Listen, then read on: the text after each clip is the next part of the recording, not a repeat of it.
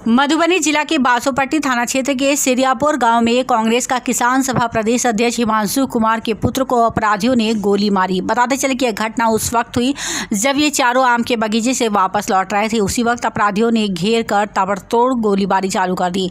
जब तक ये लोग कुछ समझ पाते तब भागे, तब तक अपराधियों ने घेर कर गोलीबारी शुरू कर दी थी, जिसमें कांग्रेस नेता हिमांशु कुमार के पुत्र कल्याण कुमार उम्र 25 और उनके साथी को गोली लगने से गंभीर रूप से घायल हो गए, जिसके बाद गाँव में अफरा तफरी का माहौल हो गया। गोली की आवाज सुनकर गांव के लोग जब घटनास्थल की ओर दौड़े, गांव के लोगों के आते ही एक अपराधी वहां से फरार हो गया। इस घटना की सूचना स्थानीय थाना को दी गई। सूचना पाते ही थाना तत्परता दिखाते हुए घटनास्थल पर पहुंची और इस गोलीकांड में हुए सभी घायलों को इलाज के लिए मधुबनी भेज दिया। वहीं पुलिस ने तत्परता दिखाते हुए 5 लोगों की गिरफ्तारी भी कर ली है। छापेमारी की जा रही है। इस गोली की घटना में 4 युवक गंभीर रूप से घायल हुए, जिनका इलाज मधुबनी के हेरिटेज अस्पताल में चल रहा है। मालूम हो कि घायल के पिता हिमांशु कुमार ने बताया कि घटना पुरानी रंजिश को लेकर हुई है। हम प्रदेश किसान सभा के अध्यक्ष को लेकर कई बार धान अधिप्राप्ति को लेकर सवाल उठाए हैं। इसको लेकर वहां के चंदन ठाकुर, जो कि पैक्स अध्यक्ष है, कई बार हमसे गाली गलौज भी किए। आज मौका पाकर आम के बगीचे में आ रहे बच्चों को घेर कर अपराधियों ने गोली चला दी। पुलिस कप्तान के निर्देश पर करीब आधा दर्जन थाने की पुलिस छापेमारी में जुट गई है। छापेमारी के दौरान 5 लोगों को हिरासत में लिया गया। बहरहाल पुलिस छापेमारी कर रही है। मधुबनी से शराब अख्तर की रिपोर्ट। अंशु जी, ये घटना कैसे हुआ? देखिए, ये बच्चे लोग आम के बगीचा से वापस लौट रहा था। अपराधी जो हमसे खफा थे, बार बार जो प्रशासनिक पदाधिकारियों को मैंने आगाह किया था कि आपराधिक प्रवृत्ति के जो लोग हैं, जो धान अधिप्राप्ति के घोटाले में संलिप्त हैं, ऐसे लोग हमारे और हमारे परिवार के लोगों को टारगेट कर रहा है, उससे सुरक्षा मुहैया कराई जाए। इन लोगों ने ध्यान नहीं दिया। वही लोग आज इन बच्चों को टारगेट किया है। इन बच्चों के ऊपर गोलियों का बौछार कर दिया है। किसी को सर में लगा है, किसी के गर्दन में लगा है, किसी के सीने में लगा है, किसी के बाह में लगा है। 4 बच्चे घायल हैं। जो बच्चे हैं वो 15-16 वर्ष से लेकर 25 वर्ष तक के बच्चे हैं। आप अंदाज कर सकते हैं कितने छोटे बच्चों को किस तरह से निर्ममतापूर्वक शिकार बनाया गया है। और सबको हत्या करने के प्रयास से ही गोली चलाया गया था, क्योंकि सबको गोली कहीं और नहीं लगा है।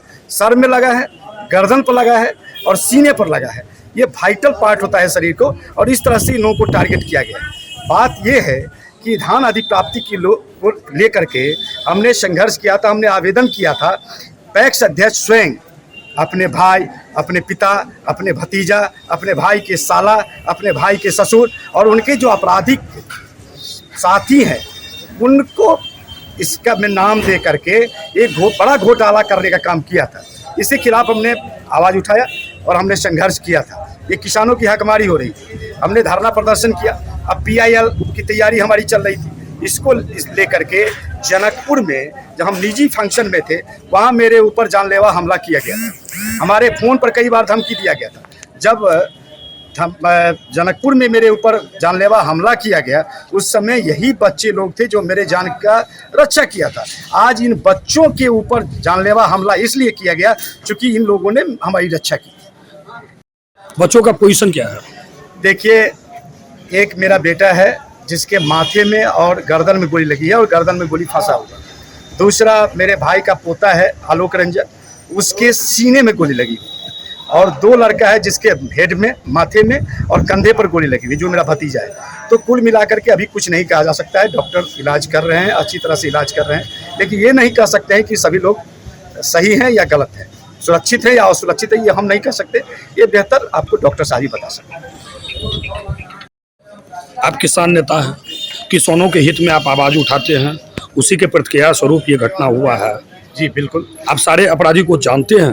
बिल्कुल जानता हूं, चूंकि पैक्स अध्यक्ष हैं और उनके ऊपर 2 दर्जन से ज़्यादा संगीन धाराओं में आपराधिक मुकदमा दर्ज है। और सिर्फ एक मधुबनी में नहीं, मधुबनी, दरभंगा और पटना जिले के विभिन्न थानों में मुकदमा दर्ज है। ऐसे आपराधिक व्यक्ति हैं और उनके जो सहयोगी हैं मुकेश ठाकुर, उनके ऊपर भी कई दर्जन मुकदमा दर्ज है और महाराष्ट्र से पैसा लूट करके भागने का काम वो किया था। आज इन लोगों के ऊपर वह भी मुकदमा दर्ज है जिसमें इन लोगों ने प्रखंड शिक्षा पदाधिकारी बासोपट्टी को अगवा करके मां अधमरा करके फेंक दिया था। एक सतीश चंद्र चौधरी हैं जो अनुसूचित जाति की महिला के साथ दुष्कर्म करके उसकी हत्या कर दिया था।